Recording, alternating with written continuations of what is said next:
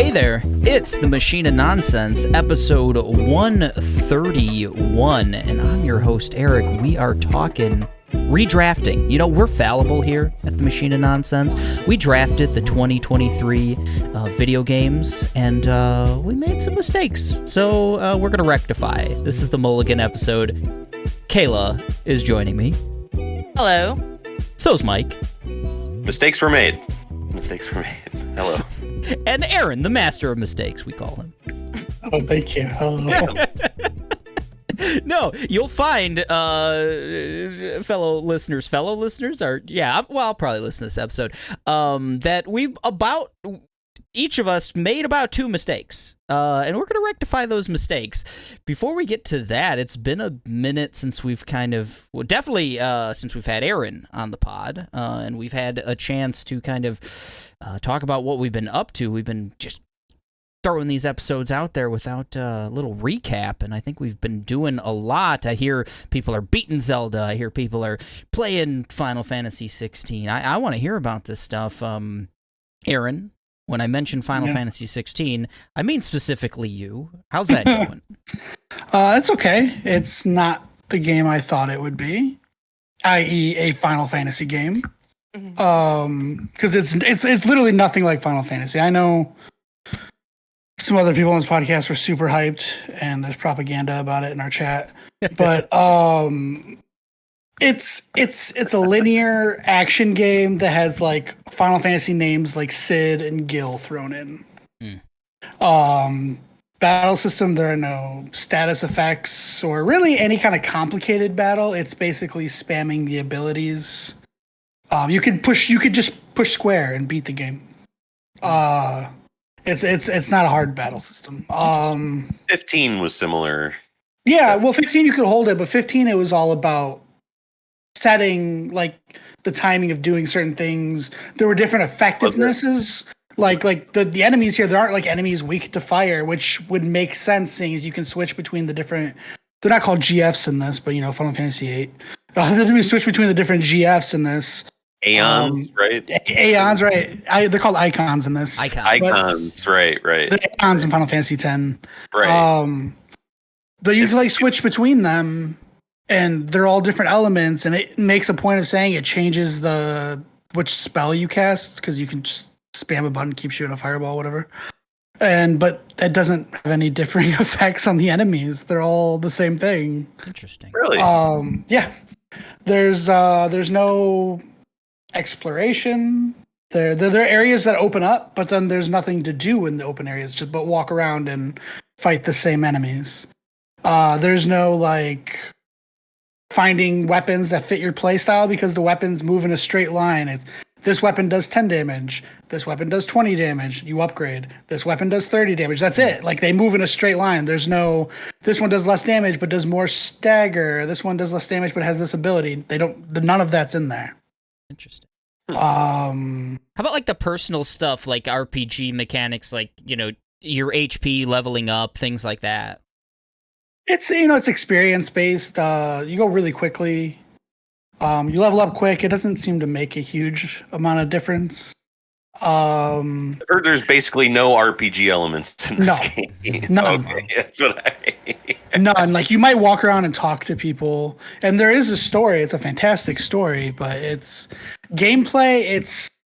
It's nothing like any Final Fantasy game. It's like everybody bitched about how open world 15 was, and they're like, fine, then we're gonna take the world away. Fine. That's what it is. Right. That was the best part of 15. Right. Yeah. So this game, it's fun, and had it been marketed as anything other than Final Fantasy, I'm like, oh, this is a cool game has some Final Fantasy names in it. But that's about it. Like, it's literally, if you played Legend of Legaia, it's similar to that, where everybody's got this like power attached to them that is tied to an element and just happens to have the name of a GF or Aeon or whatever you call it, like Shiva or Titan or Rama. Yeah, so like it's a fun game, but it's definitely not like everybody acting like it's like the best Final Fantasy game ever made. It's just the story's really good and the gameplay's okay. Okay. Nice. It's like watching a movie. It's very dark. Oh, okay. It's very dark, like killing children. Oh, Multiple instances of people referencing attempted rape, and actual rape. There's brothels. There's like sexual references. People say the word cock kind of often. It's probably like the first mature Final Fantasy, like mature rated, I would say, like M rated. Well, yeah, that's. I think that's what they're going for, but really, it's like they're like right. Yeah, there's one. He doesn't do anything. He just sits in your base because it's also one thing I really don't like. I don't like hub-based games, and that's what this is. You're at your home base, and then you have a mission to go on, and you choose the area, and you go to it, and that's what it's like. But it's like they watched Game of Thrones. They're like, wow, they reference sex, and there's violence, and they say the word cock a lot, so we're going to do that, and everybody's going to say it's mature. And that's what's happening. It's weird that Square, I guess they're just like, okay, if you want RPG stuff, we have Final Fantasy XIV that's going to live on for another 10 years or something. We release 30 other RPGs a year, like Octopath and all, Triangle Strategy, all these kind of smaller titles. And maybe Final Fantasy proper is going to be something just, they're leaning just into the high production values of the series and getting rid of all of the other baggage, really. Gosh. Right. Well, like after playing the 7 remake, so much of that like if they had ported over even a half of the RPG elements from that into this, it would have been amazing because it's even a similar gameplay, like battle-wise.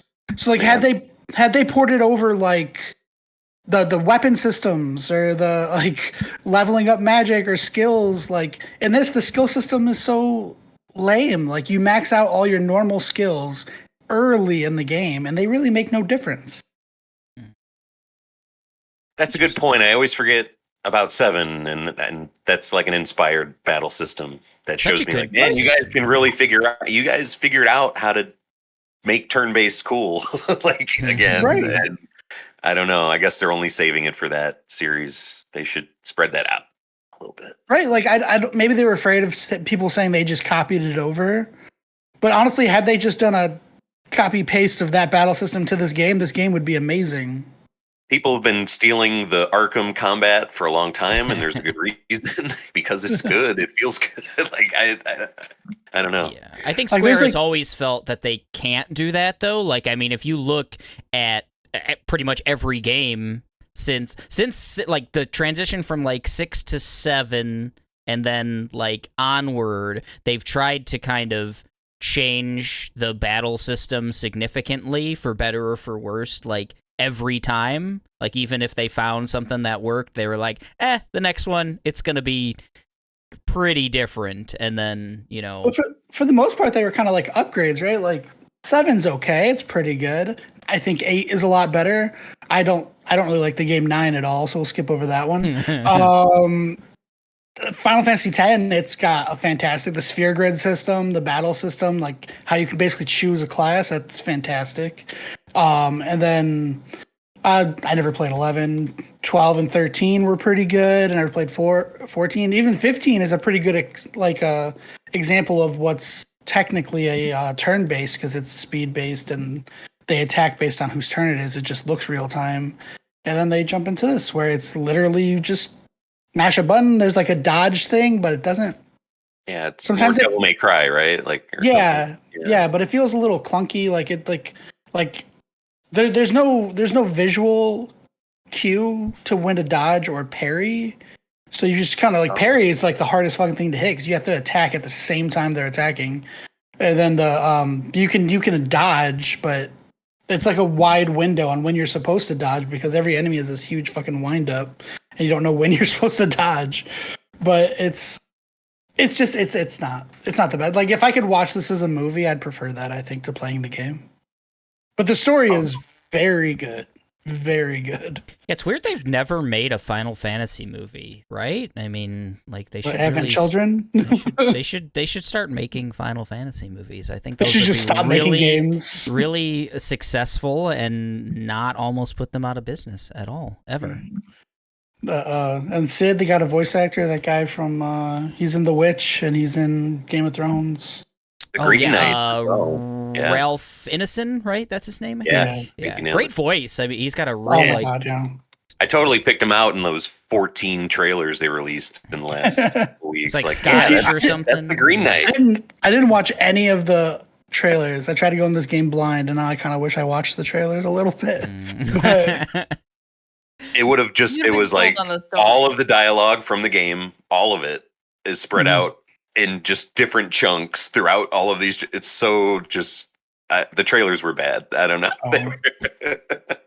Visually, I think they were really cool. Are. I mean, it's probably a Watch pretty, them with mute on. a super pretty game, right? Like it looks really good. Yeah, I mean, there's definitely a lot of throwbacks to older games. Like I know I put in the chat that video of the door opening looks exactly like the doors that open in the Chamber of the Faith in Final Fantasy X. And there's a lot of stuff like that where Ifrit looks just like Ifrit from Final Fantasy X did, and I guess what he looked like in Final Fantasy VIII as well. Chocobos, how are those? How are those looking? They're pretty cool, and you actually like. There's some of the enemies you can fight that are just out there, just wild chocobos, just getting loose on them. And I die a little bit, but I want the experience, so I'm gonna fight them. You don't get to ride them though. I haven't ridden one yet. Oh, okay. Which would be good because he runs really fucking slow, and like this will make people not want to explore. He doesn't go very quick. Nice. So far, I'm looking for episode titles for this one. I've got mature cock stuff. So far, is that good, or should I keep trying? Or that's most of my search history. So yeah, there was letting loose on chocobos as well. I wrote down. So we'll keep going. I think we'll have a couple options. Pretty good. But right now, mature cock stuff is leading. I think for episode 131. They won't know it's a redraft at all, but it might get a bigger audience. Is that kind of? I don't know. I think gotta throw gum at everything, see what sticks. As a friend of mine once said. we'll get a different audience than we normally do, but hey, diverse, right? A diverse audience is what we're looking for. So gamer girl. Yes. Okay, that could be a title as well. Final Fantasy XVI is okay. Is it worthy of the 89 it scored me in the fantasy draft? What do you think? I don't know, probably like 80. I guess. Ooh. I looked at the subreddit for it, and the people on there are going nuts, saying it feels like early Final Fantasy games, but I've played those too, so I don't know what they're talking about. Right. It's I don't know. I guess a lot of people are annoyed with Final Fantasy about having a lot of the extra stuff that you can go find. But to me, it's like, well, just don't do that if you don't like it. But to remove it completely from the game seems kind of dumb. But the parts it does well, it does so well. Like it's hands down the best story of any Final Fantasy game. Well, that's not saying much. Most of their stories don't make a lot of sense. But it's really good. Interesting. Okay. So like graphics, obviously it's the best just because it's the newest. And graphics, good. All right. Right. Yeah. That's important, right? We're up past 64 bits at this point, right? We got to be at least 128, something like that. But it's, I don't know. Yeah, I don't know. I don't think it's as good as it because like what Ryan put in the chat where he's like, these are all the ratings and they're all like 9s out of 10 or 10 out of 10. Yeah. I don't see that. I'd say 7 or 8, honestly. Okay. Wow. Okay. You think it could have like a really, really good kind of back half or back quarter that would sway you? Something like a good ending or something? It's possible. Like I think I'm like halfway in the game and I just unlocked limit breaks, which one of my first gripes was like, oh, they don't even have limit breaks in this game. But eventually I got to it. So for all I know, it's just like it'll be a real late bloomer on some things. Mm-hmm. Can you do Lionheart? What?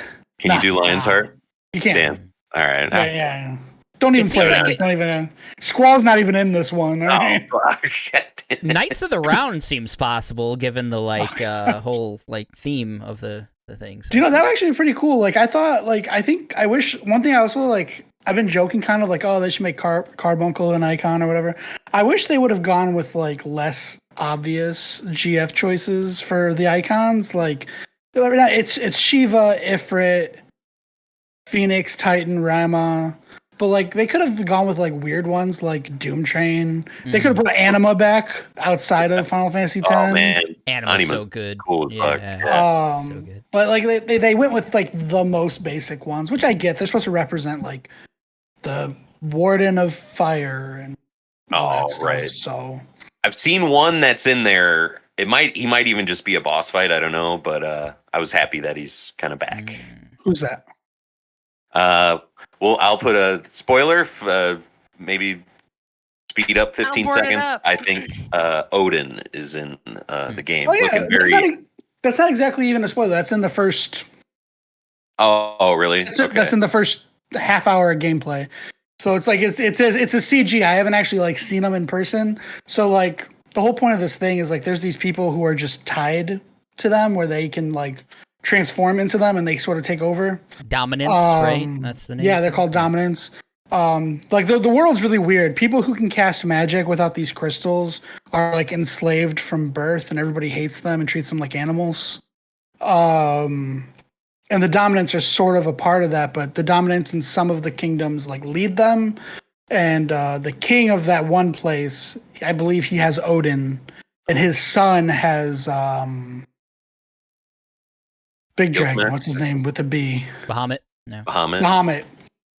So like in the first like opening thing, you see the guy who's got Titan, who's like bigger than a mountain, and then he fights Odin and Bahamut, and that's like in the beginning of the game. So you kind of see them pretty early on.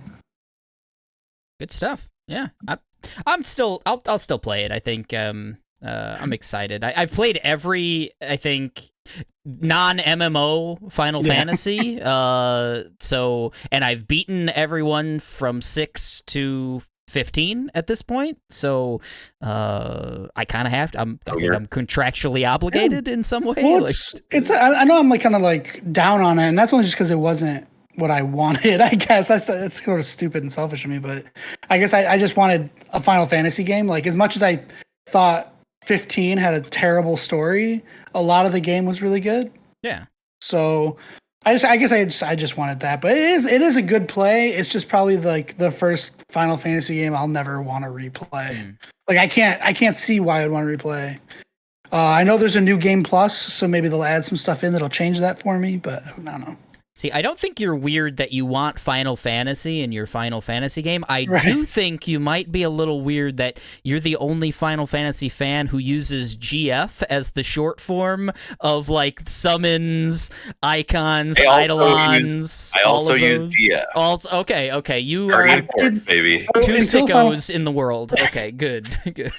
I played Final Fantasy VIII probably more than any of the other ones. It's great. Like, I love it. They could have thrown triple triad in that game, in this game. It would have been perfect. They should throw triple triad in every single game. That's the thing.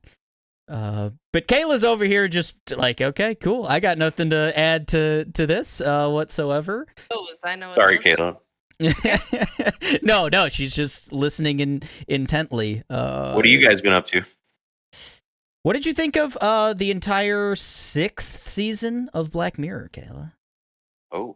I liked it. That was the last episode that we just watched? That was, yeah. There was only five episodes in the season. I didn't realize that. There were only 3 in the previous season, so yeah. Oh, I liked it. I liked, obviously, with Black Mirror, they're very different episodes, every single one. I really liked some of them. I didn't dislike any of them. I heard one of them, I don't know which one, but I heard one of them is considered the worst episode in the entire show. We were just listening to a podcast that kind of said the same thing, and I don't think either of us agree. What did you think of that? It might have been the weakest of the 5, but I don't know about worst all time. I didn't dislike any of them, and a lot of things that this podcast was complaining about, I didn't necessarily agree with. Like, I thought that, like, the performance of said person was good, and I thought the end was like, damn, but other people didn't like it.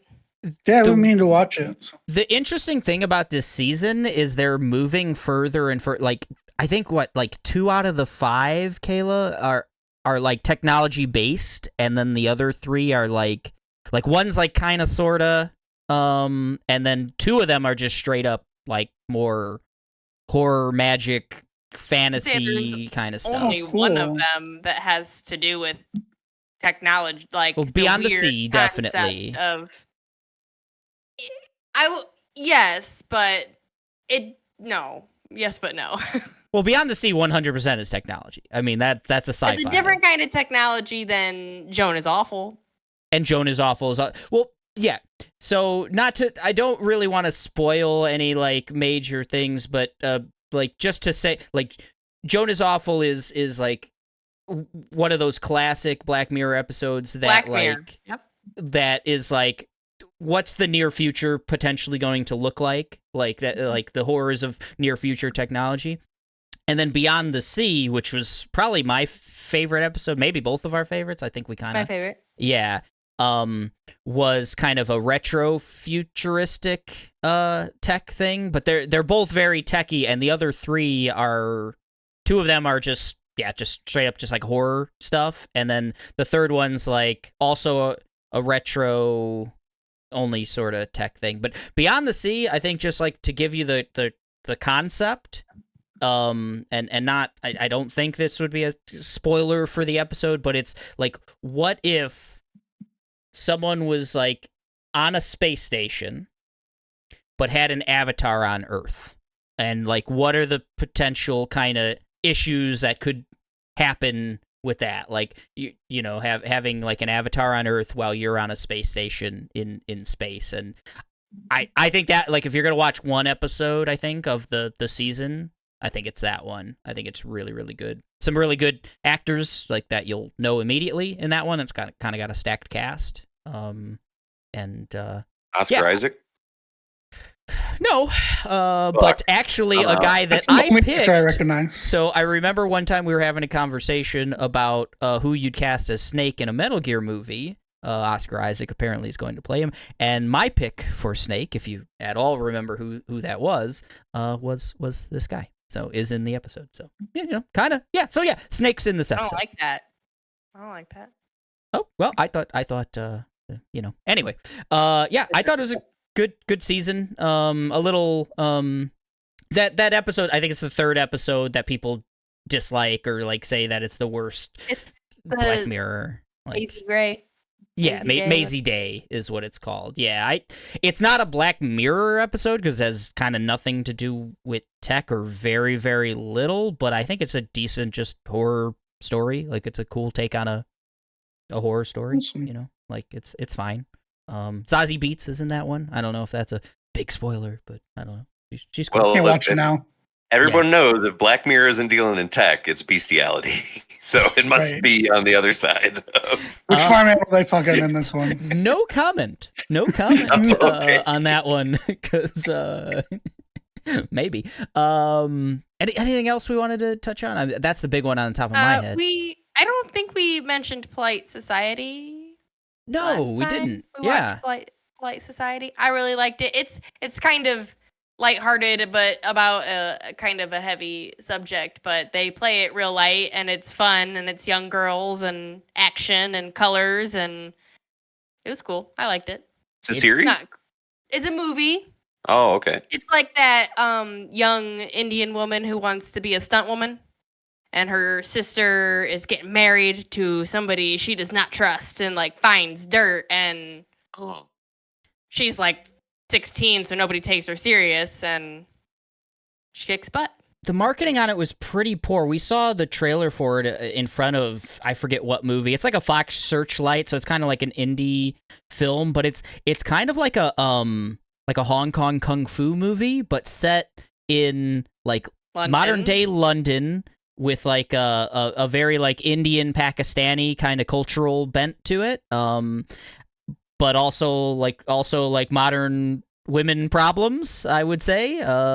And also some sci-fi built in. It's kind of a wild mashup of like themes and action and stuff, but it's cool. It's like just a kind of out there movie. It was an hour and a half, kind of like a easy kind of some cool like charming characters and stuff. It's kind of got some like Miss Marvel feel to it, right? Like I've just because it's like a young, like I think she's Indian. There's both Indian and Pakistani like people in, and it kind of goes between those two cultures and stuff quite a bit. But yeah, it's also a kung fu movie and like a stunt movie, awesome. and it's cool. It was on, what do we watch? Peacock. It's on Peacock. Oh, okay. Cool. I have so- that. Yeah, it's It was available. cute. Peacock. Children appropriate, you know. Yeah. Oh, yeah. I'd say so. I'd say. There's nothing really. I'm There's not a some heady child. stuff. There's some like The some main heady- subject is heady, but Yeah. you can let it go over the head too. Yeah. And probably should mention The Flash, and I just want to say it is neither the greatest superhero movie of all time, according to James Gunn, and it's also not a tremendous piece of shit that like some people want to say. It is a perfectly fine, like 7 out of 10 for me, like movie. You have to have seen the show. No, I That's don't why think like I want to watch it because I've never watched the show. unless I've never seen the show, and I don't think it goes into like, as far as I know, I think it's more important to have like at least an idea of like the current like DC Man of Steel movies, like and- Man of Steel and Oh, I haven't seen any of those either. yeah. But I honestly don't think like, because it's in the trailers and stuff, the main bad guy comes back from Man of Steel. Like Michael Shannon's General Zod comes back, And like they he's kind of explain it all. They're like they lay it out for you. I almost feel like you can see it if you have any interest in just like Batman as a character, the Flash as a character, multiverse kind of time travel stuff. Like it's just kind of I would put it in the same boat quality wise as a lot of like pre-MCU kind of like, I don't know, maybe that like first X-Men movie or like Spider-Man 3 or something like that. Like not I don't know if you guys hate those movies or something, but like I just don't think those have the same quality as your better MCU movies and stuff like that. But they're also like they're solid. They're fun, like just little 2 hours in the theater kind of movies. I think like the main plot is very interesting, and I don't really like Ezra Miller. I didn't go into this movie thinking I would like it. I had a bad taste in my mouth, obviously, but I was really impressed, and I was like, damn, okay. He was very good in this, and I struggled with the same things he struggled, like, well, scratch that. Oh man, The same things that he struggled with. But Some Hitler got good ideas thing going on here. But Kayla struggles with idealizing Hitler. I was talking about in the movie. Just to be Yes. clear.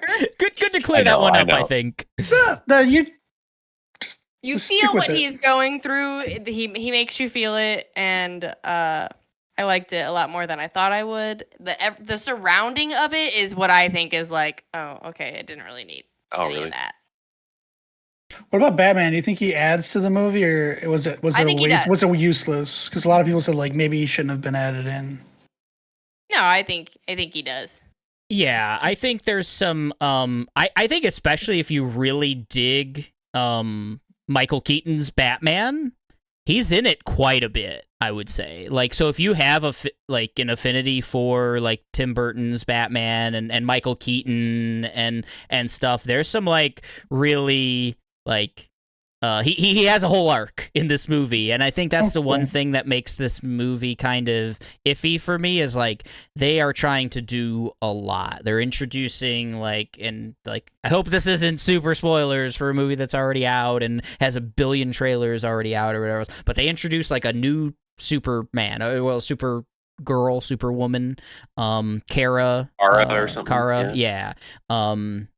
Which I think she's like Superman's cousin, actually, like in the canon and whatnot. They're introducing her. You got Michael Keaton's Batman in here. You've got Ben Affleck's Batman as well. You've got the Flash, and there's time travel, and there's multiverse stuff, and so it is Multiple flashes. multiple flashes. Yeah, it's a lot of stuff, and I don't know that it like hits on all those, but it hits on like more than it misses in my opinion, I think. And to speak to Michael Keaton's Batman, he I think is super important for the story. He provides like a very much a father figure, a mature figure, a guiding light for Ezra who's struggling, or the Flash. What is it? Barry Allen. Barry Allen, yeah. Does he wear custom J's? Because Barry he Allen? did. No, I think so. Batman. Oh, He wore custom Jordans in his original movie, I guess. I don't think so. I don't think they ever touch on the J's. It might have been something that we didn't catch because there is like suit stuff that happens. There is so suit maybe stuff, we just yeah. missed it. But Suits are in there. I think How it's far like away a are we fun- from like Arnold Schwarzenegger being like Mr. Freeze, like in a cameo, like that style? Like when are we gonna idolize There's- Where's Jim those Carrey? later '90s Batman? There's some kind of bad cameos, I would say. There are like too many cameos, in my opinion, in this Oh, movie. okay. And I don't think they add like where I do think Michael Keaton does add to this movie quite a bit. He has an arc and everything else. There's some real, I guess, call it fan servicey stuff or whatever that like I was like, okay, fine, that's whatever. Like, but Yeah, you just I lengthened know the about, movie by like, the 15 minutes that it weirdest didn't one, need yeah. to be lengthened, I think, you know. And the one thing I don't feel like it did, I feel like going into it, a lot of people were saying like, oh, this is going to like set DC up on whatever James Gunn's going to do with DC. Like this is leading right into this reset or this like whatever. I don't see it. I see this as just like, oh, this is just another movie in the current DC stuff. It and could I don't, basically stand alone. yeah, very, very much so. I don't think it like So does right. much So in that kind of go sense. in, think like they're not gonna make another one of these. Like, I don't this think is it. so. Like I don't. Yeah, I think it's Yeah. just like, yeah, this is a fine superhero movie that like I think kids might dig, and if you're into the Flash, if you're into Batman, like there's good stuff in there. But yeah, 7 out of 10 kind of movie. But yeah, I think that was it for us, Mike. You beat Zelda, right? You rolled credits on Tears of the Kingdom. That's a thing. Yeah, I kind of just finished that last phenomena like part, like that main quest. Basically the same as like the Divine Beasts in the original, and just kind of instead of like really spreading out and doing everything I could, I was like, I just kind of want to. I've heard this ending is really cool, and I want to see it, and it was worth it. It's a badass ending. It's way better than Breath of the Wild's ending. Nice. I don't like the term epic, but it is more of just like, this is what a Zelda ending should fucking be. This is really fucking cool. I took like over a dozen screenshots on my Switch, just like, that's so cool. I just want a screenshot of that. And really, really dug that. A game where I kind of didn't like the story, really. I found myself honestly just skipping cutscenes at a point. Like, it's a lot of talky stuff with like, there's like time jumping in this. You're going back and forth from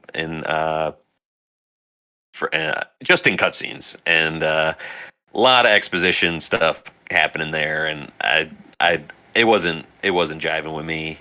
But how everything wrapped up, I thought was very well done, and just a great game. Just fucking loved it. Some of just like, I really enjoyed the new instead of what they do instead of the beasts. I think they were some of the best parts of the game this time around. But just exploring that world, exploring the sky, exploring down below, everything, making crazy vehicles, took a lot of fun, just videos of when things go wrong. It's just like, it's one of the funniest games I've ever played, just from that aspect of I put a rocket backwards. Oh fuck.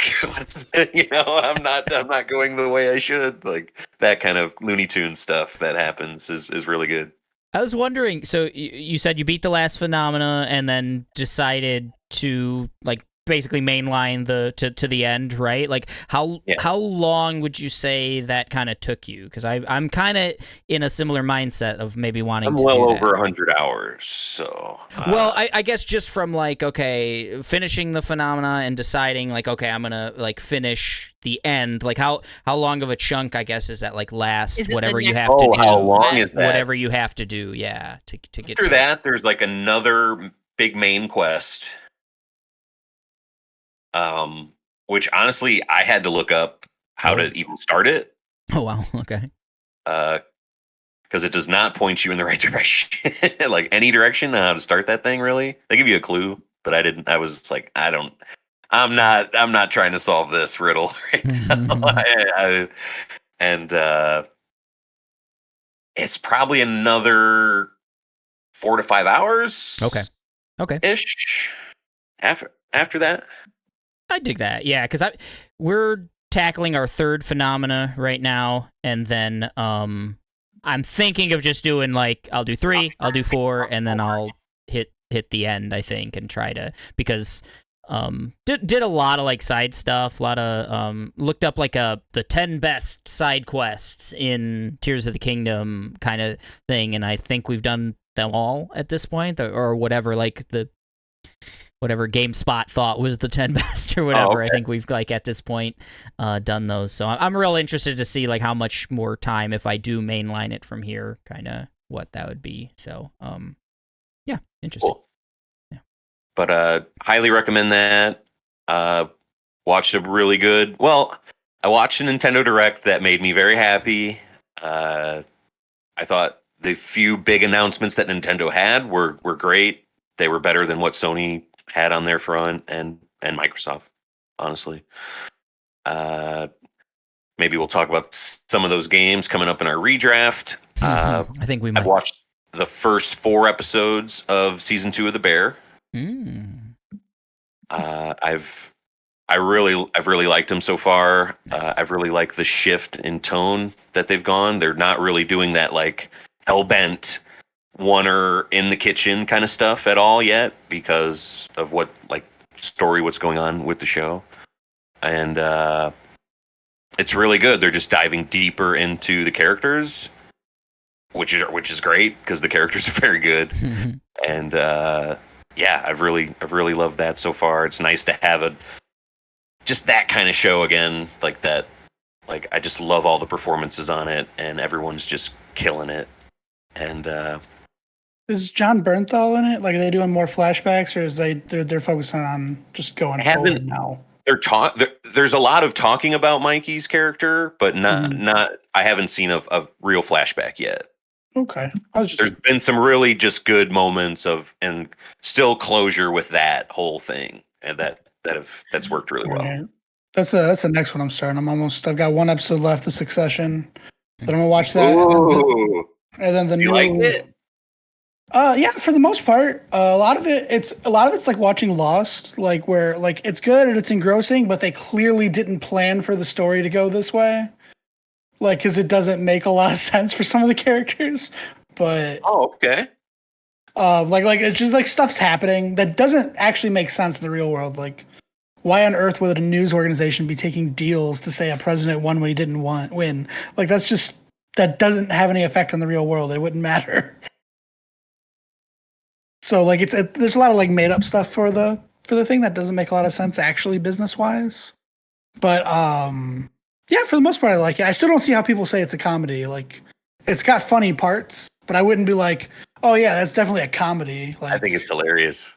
I love like it's got funny dialogue, but like I don't know, like most of the show's storylines are very serious.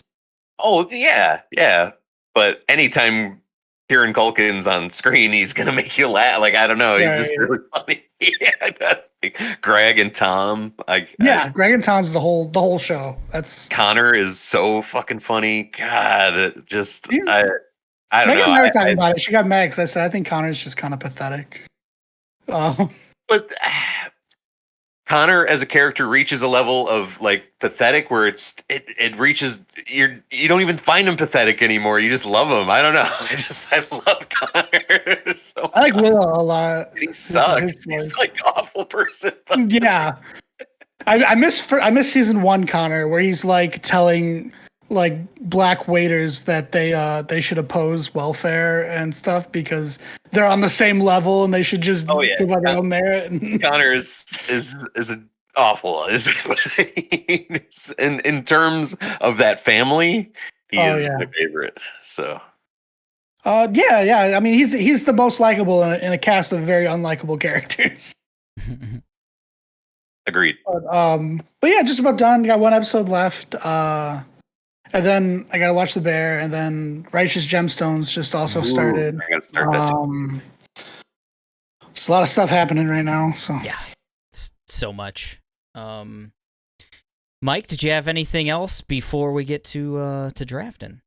Really quick, I bought Beau's Afraid on Amazon. Nice. It's 3 hours long. I've watched an hour of it. Okay. This is the third film from Ari Aster, Hereditary, Midsommar. And it's like, so far, it's just Joaquin Phoenix and him. It's kind of just showing what it's like to have his mental illness, basically, like how he sees the world constantly. Forgive me, I don't have the correct term, but like a paranoid type mental ill, like just constantly being in alert mode. I got like just and what he does with the filmmaking and stuff early on in that is pretty cool. I've kind of heard that the film gets really weird in the back half, so I'm eager to see how that goes. But early on, I really dig it. I think it's really good. Joaquin Phoenix is really good. An Ari Aster film getting weird in the second half. Right. Yeah. It's gonna blow your mind. Unheard of. But yeah, I think that wraps me up. Nice. Excellent.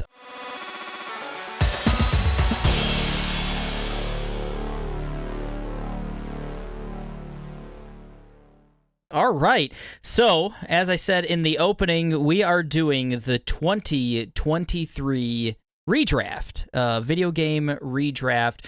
We all made some mistakes, and we're going to correct them, folks, because we want to be perfect here on the Machine of Nonsense. Let me first go through what has been drafted by everyone and our current points totals real quick here. The Sauntering Xenomorphs, Aaron's team, he drafted Star Wars, Jedi, Survivor, Hogwarts Legacy, Like a Dragon, Ishin, Cyberpunk 2077 Phantom Liberty, Fire Emblem Engage, Silent Hill 2 Remake, we'll talk about that, Armored Core 6, Fires of Rubicon, Destiny 2 Lightfall, The Wolf Among Us 2, Like a Dragon Gaiden, The Man Who Erased His Name, currently sitting at 51 fantasy points for Aaron right now. The Quadruple Triad, which is Mike's team, he drafted Tears of the Kingdom. Did pretty well for himself on that one. Marvel's Spider-Man 2, Street Fighter 6, Final Fantasy VII Rebirth, a game that's not even coming out in 2023. What a weirdo. Tekken 8. It's close, though. It's close.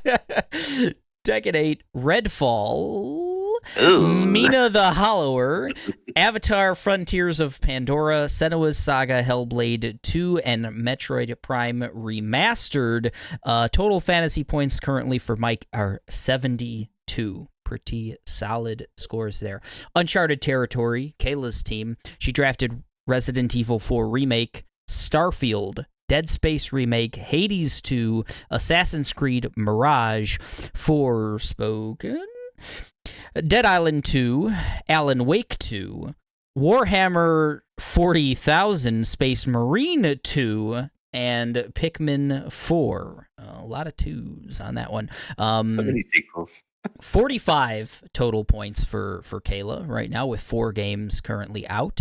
And my team, Skitch and Fox Mulder, Hollow Knight Silksong, a game that doesn't exist, Diablo 4, Horizon Forbidden West Burning Shores, Final Fantasy XVI, the aforementioned, Atomic Heart, Lies of P, MLB The Show 23, Stalker 2 Heart of Chernobyl, Advance Wars 1 plus 2, Re-Boot Camp, Octopath Traveler 2. A lot of games. And I'm at 90 fantasy points with only 3 games currently left on mine. I've had 7 games already drop. I picked a lot in the first half of the year. So 51 for Aaron, 72 for Mike, 45 for Kayla so far, and 90 for me. Now, if you listen to that list, there are about 8 games on there that either probably aren't coming out or straight up are not coming out this year. 2 apiece, it seems like, for each of us. Those games, by my recollection, are Silent Hill 2 Remake for Aaron, as well as The Wolf Among Us 2 for Aaron. For Mike, Hellblade 2, Senua's Saga, and Final Fantasy VII Rebirth will not come out this year. It is in the cards. They will both be 2024 at the earliest. Maybe I'll draft them again next year. It's possible. For Kayla, it's more iffy. But Hades 2, we have no information on that whatsoever, and we've seen all of the showcases at this point. And Warhammer 40K Space Marine 2, same thing. They refuse to give us any sort of release date on that one. 24 or otherwise. And my team, Silksong, like I said, is a game that doesn't exist, Hollow Knight Silksong, so that was silly of me to draft. And Stalker 2, Heart of Chernobyl, is mired in a quagmire in the Ukraine-Russia conflict right now. So I don't know. I don't know if that game will ever come out. I think that was one that Xbox told us will definitely come out in the next 12 months, and I don't know if that's ever going to happen. So, I think we drop those 2 apiece and have a 2-round draft of redrafting the games of 2023 that we do know are going to come out. How do you guys feel about those 8 games as being dropped off of the draft? Sounds good. I like it. Okay. Drop them. Drop We it like like it all around. I'm going to do that in just a moment, so we'll take a quick break while I do that. But first, we should randomize our names and see what the draft is going to look like. 2 rounds only. We'll snake it, as we always do, randomizing the names. Kayla with the first pick. Woo. Aaron. See, it's 'cause I did both. Aaron with the second pick, myself with the third and possibly worst pick in the draft.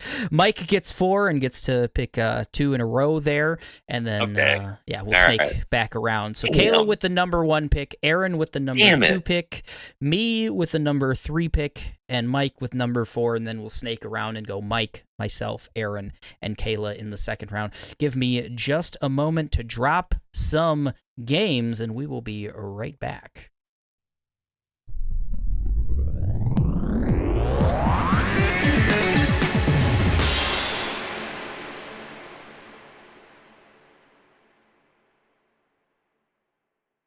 Okay, we are back. I don't need to say that because I'm going to edit all that dead air out anyway. But the 2023 video game redraft can commence with Aaron with the number 1 overall pick in this 2 rounds.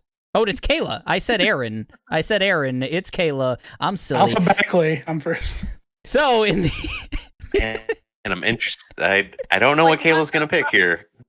Jesus. Okay, with the number 1 pick in this 2-round draft of the 2023 video game redraft, it's Kayla with the pick is in. What is it? Do we say, I'm going to pick Super Mario RPG. Super Mario RPG, the remake, I assume, not the... Yes. Hey, you could pick the original from whatever 1996, right? Something like that.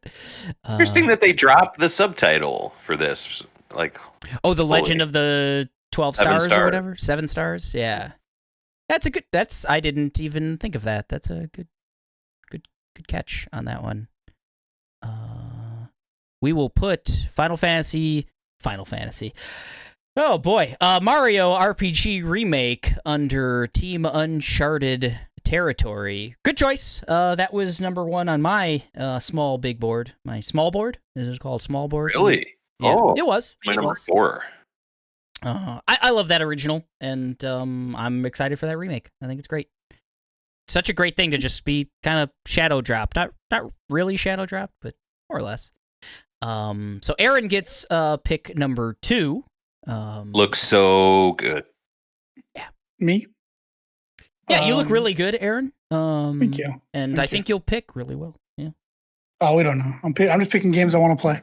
I'm picking Baldur's Gate 3. Okay. All right. Baldur's Gate 3. Let's type that into the old Great search pick. engine here. That was number 2 on my board. Wow. That's coming out soon. That's August. End of August. I only picked 2. My board is 2.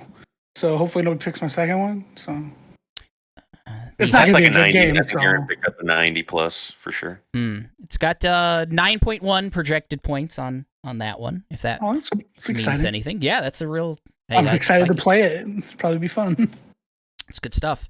Moves up to the number 3 spot on upcoming games for this year that I will talk about soon. Okay, I'm pick number 3 in this draft. I get my number 2 on my small board, and that is Super Mario Brothers Wonder. That looks like a lot of fun. The trippiest game there of the recent showcase or direct, right? That's what they call them. Yeah, they're leaning into some weirdness. Mario's always been weird, but maybe this will be the most weird. Projected points on this one only 7.3. Weird. So Baldur's Gate. That's gonna be like, that's ridiculous. That game's gonna be huge. Are all good, Yeah. right? There's no bad Mario games, right? There's just better Mario games, right? Like that one was just a little more risky than mine. Mine felt safe. Oh, yours is very safe. Safe pick. I think Wonder is going to be huge. I think it's going to be very, very big. Great pick. So 3 of my top 4 are gone, but I got one that I'm kind of really happy fell to me because I get to complete the triumvirate of the fighting games here, and I'm taking Mortal Kombat 1. Love it. Seems like they just got that game, that whole series figured out. They know what to do to pump out a 10 million plus seller. It's going to review huge, like just so well, I think. Just with all the cameo stuff, I've heard that the fighting just feels way better than ever. They're going to do something crazy cool with the fucking single player, I'm sure. And yeah, that's going to be my pick. Mortal Kombat 1. Mortal Kombat 1. That's with a K, right? They do a K on that one. Weird. In 1? I think so. I think they're starting a new thing on that one. The quadruple triad picks Mortal Kombat 1. I'm real excited for that game. That was on my small board as well. Good pick on that one. So round 1 concludes, round 1 of 2, with Kayla picking the Super Mario RPG remake, Aaron picking Baldur's Gate, me picking Super Mario Brothers Wonder, and Mike picking Mortal Kombat 1. Because this is a snake draft, Mike gets to pick first in round 2. So I got my 4 bottom 4 here. I can pick any of those. They're all mine. You know what? Rick Newman brought it up when we first drafted that this got left out, and I'm gonna pick it up. I'm taking Sea of Stars. Sea of Stars looks good. Yeah, it's coming out. It's gonna be out before Mario RPG. It's gonna have kind of like, if Mario RPG was coming out before this game, I probably wouldn't have picked it because I don't know. I just think people are gonna have their fill of that style of RPG. But yeah, I've played the demo. It's really awesome. Great animation, great music, all that cool stuff. I think it's going to do well for me. Sea of Stars. Projected points in the high 11s, almost 12 projected points on that one. Wow. So okay. Really, that projected point thing is funky though. So I'll take funky. it. But it's very funky. Very funky. So yeah, Sea of Stars for Mike. Let's write that down. Oh, it's my pick. Okay. Do I go? I'm gonna go with what I want to be good. What I'm most excited for, I suppose. And what I most likely am going to actually play. So I'm going to go with the Metal Gear Solid Master Collection Volume 1.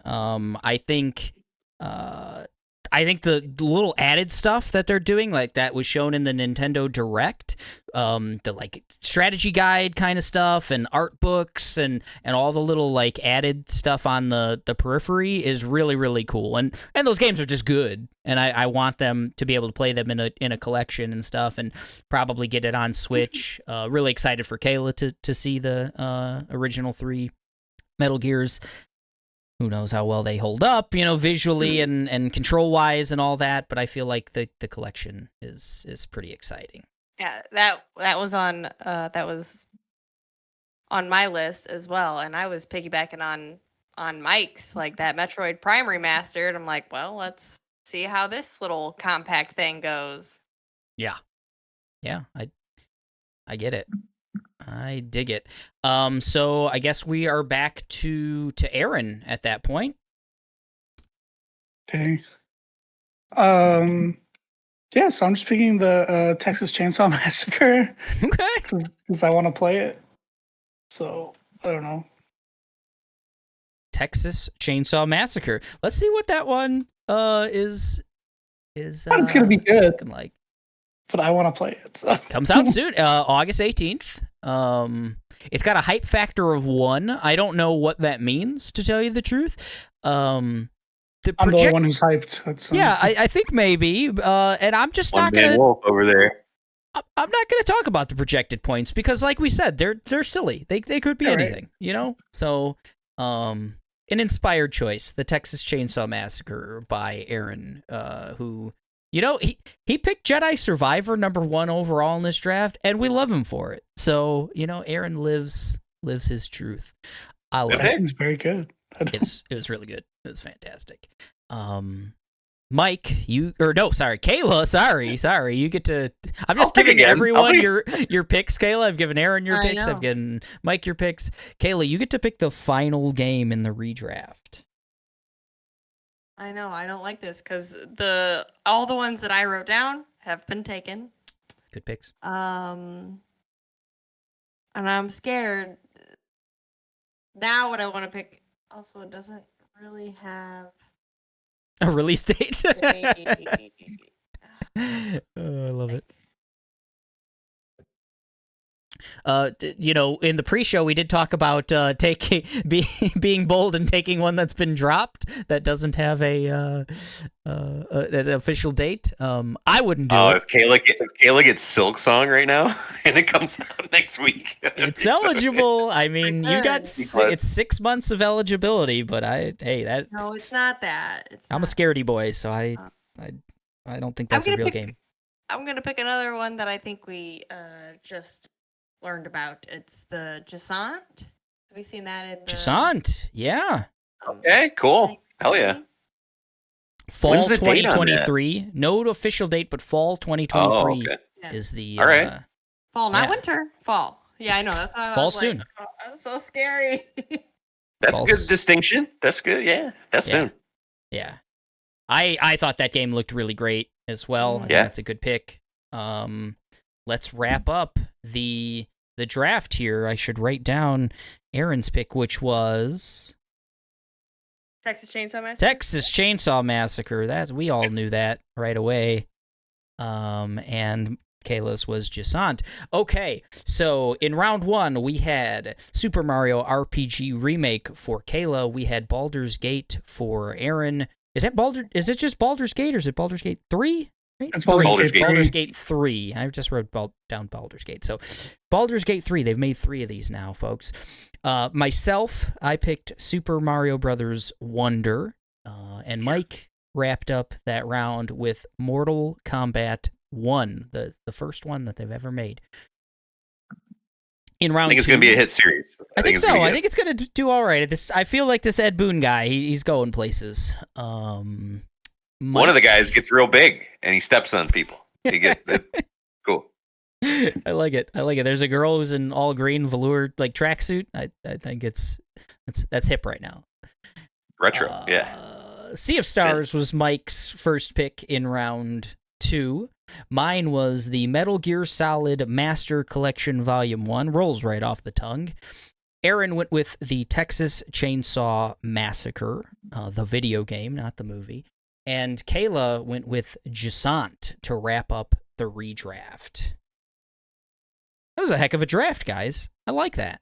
That was fun. I think all these games are going to come out. We're actually going to get points that can tally up.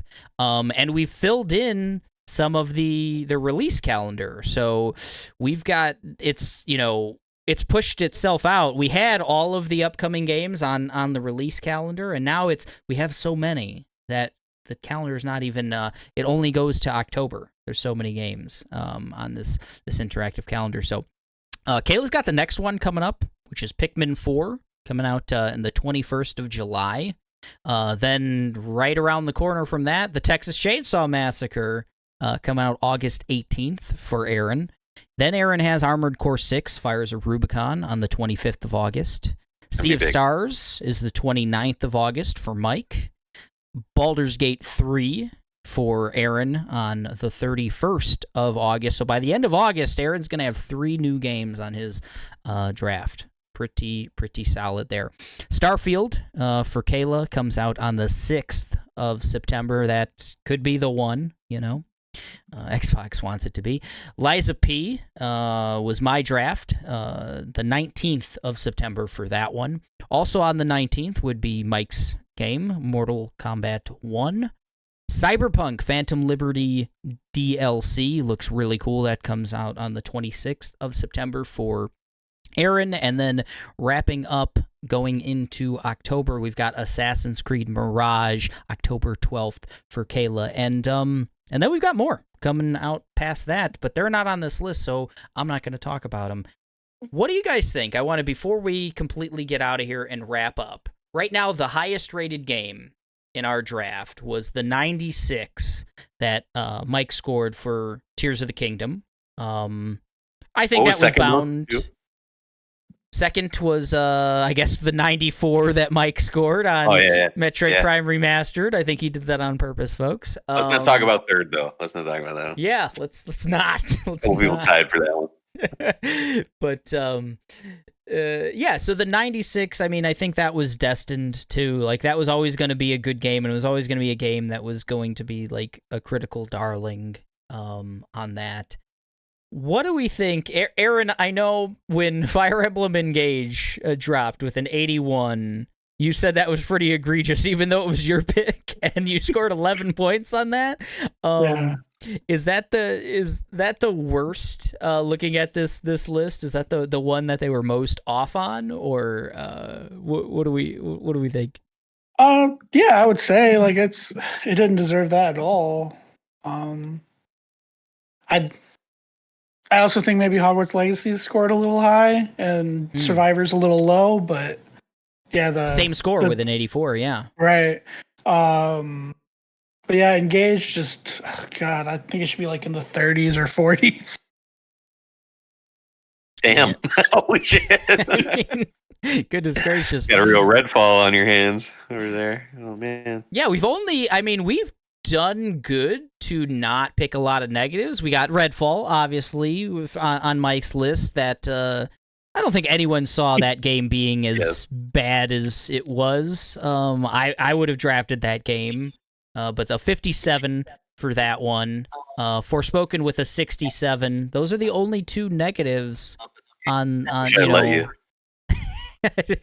And So overall, we've done a pretty good job. We'll see the rest of the year if we get any more negatives there. But I mean, Mike made up for it with a 96 right away for Tears of the Kingdom, kind of made up for Redfall, and Kayla with a 92 for Resident Evil 4 remake, kind of blows Forspoken out of the water too. It's not even a big deal at that point. So Kayla and I just need our games to come out. Like we need to get some games out there. And Aaron's we'll got be up there. 5 so far released. Mike only 4. Kayla only 4 as well, and then me, I got most of my draft You are about 7. done. I'm almost done with 7, so I may lead right now, my 90, but I don't know that it's quite secure yet. On that, the projections. I think the now final game is going to determine. I think the final draft. game is going to be Avatar in yeah. December. So all my hopes might be banked on those surly French. I'd love if it came As down to usual. that final game. I'd love if it came down to that. The projections now that we've redrafted here. I liked him better before. Mike jumped up. Mike had a big jump. His projection now is that he will finish first with 124.61 total points. I was projected to be first. I've now dropped to second with 111.55. Kayla, where were you before? Were you second, or were you? I forget where you were previous to the redraft. But it was better than this. Well, Probably. third projected. These are just projections with 100.49, and then Aaron projected fourth with 92.19. But once again, Aaron still has 5 more to go. Kayla still has 6 more to go. Mike still has 6 more to go. So these projections could be wildly off either way. I mean, Redfall was like projected at like I think high 70s or low 80s or something, and was 57. Yeah. So like these projections are they're just for fun, really. Street Fighter was projected to get me like 8 points or something. Like it's you can't go off of that. I don't think. No. The 92. I wasn't even sure if Metroid Prime Remastered. I clicked the right thing when I put it in. So. Yeah, it was like unannounced Metroid something was like the title or something. I think we strike it from the record. He didn't even know he was picking that one. No. I picked it wrong. Well, good draft, guys. I like what we did here, and we'll be talking about this for the rest of the year until Avatar comes out, because we won't know until December who actually wins this darn thing. But that's it for episode 131. Coming up, it's almost July, so that means 2 things. We're going to have our What's Coming Up in July episode, and we have to have a mid-year Naughties conversation, because half of the year's gone and there's been a lot of good stuff. I wrote down 9 things on a little sheet here of that I need to talk about that have kind of really floored me in the first half of this year. I want everyone to do that as well. So I don't know if it's going to be 132 is going to be what's coming up in July, and 133 is going to be the mid-year Naughties. Probably that's how it'll work out, but we'll figure it out. We'll post it on social media, and you guys can get hyped for that. But this was episode 131, the redraft of the 2023 video game fantasy draft. I was your host, Eric. I was joined by Mike, Aaron, and Kayla. I don't think there's much else to say. We're getting out of here, and we're saying goodbye. Hey. See ya.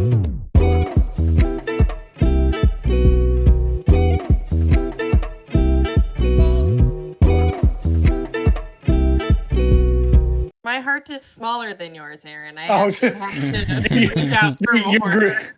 You're just grinching over there while I'm picking whatever. Mhm. I'm Lucy Luhu or whatever, and Cindy, I don't think her name was Lucy Lou.